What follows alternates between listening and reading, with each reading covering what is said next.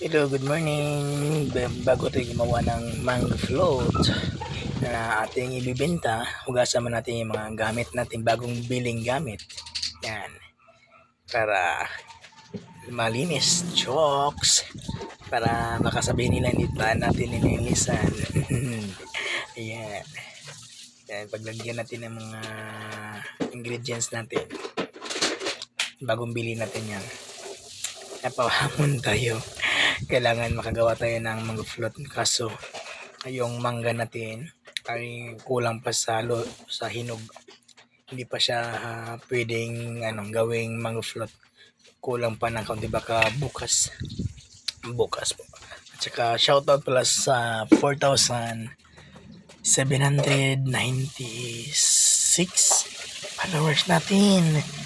Jokes, maraming salamat po sa mga supporters, sa mga support nyo sa akin, at sa mga more followers. Follow na kayo dyan. Yan. Ilisa natin isa-isa yung mga gamit natin. Yung isa. Kasama namin sa Chaco birdmeat namin. Yan.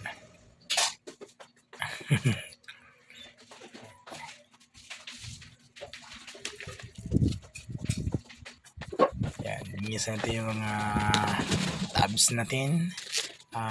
Yan ay 15 tabs, pero 20 tabs or apat na sets tag 5 yung binili natin, kasi estimated magagawa natin mga float is 20 tabs. So yung yung naka-reserve na at hindi pa naka-reserve, umorder na kayo. Dito lang kasi yan sa Mankilam or sa Pero Pag-ibig natin i-deliver. Try natin kung may masusubra, dahil natin sa work kung sino yung gustong bumili. Hugasan natin yung area kasi medyo makalat. Yan.